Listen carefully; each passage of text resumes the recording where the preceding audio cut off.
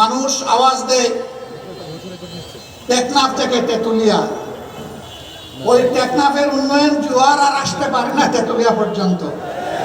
আমরা এটা উল্টায় দেবো ইনশাআল্লাহ, বলবো তেতুলিয়া থেকে টেকনাফ। এতদিন টেকনাফ থেকে তেতুলিয়া হয়েছে, এখন ব্যালেন্স হওয়া দরকার, এখন হবে তেতুলিয়া থেকে টেকনাফ।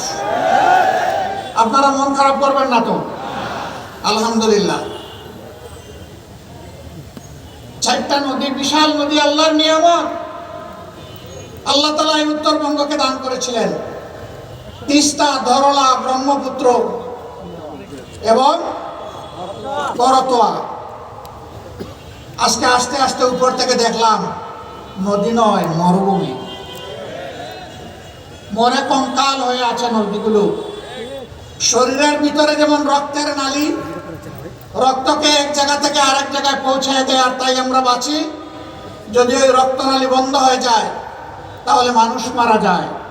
আজকে আমাদের আল্লাহর দান এই নিয়ামত, নদীগুলাকে খুন করা হয়েছে। এই দেশের কে কোনো মা বাবা ছিল না? তাহলে আমার নদী মরে গেল কেন? ওরা জনগণের প্রতি 5 বছরে একবার দরদের হান্ডিতে জাল দেয় আর এটা উতলাইয়া উঠে। বাকি 4.5 বছর ওদেরকে আর হারিকেন জ্বালাইয়া খুঁজে পাওয়া যায় না। কেউ কেউ আবার বসন্তের কুকিল, বসন্তকাল আসলে আইসা বলে কুহু কুহু, এরপরে এদেরকে আর খুঁজে পাওয়া যায় না।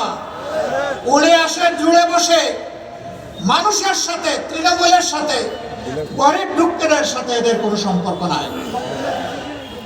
আমরা এই রাজনীতিকে ঘৃণা করি। আমরা ছিলাম, আমরা আছি, আমরা থাকবো ইনশাআল্লাহ।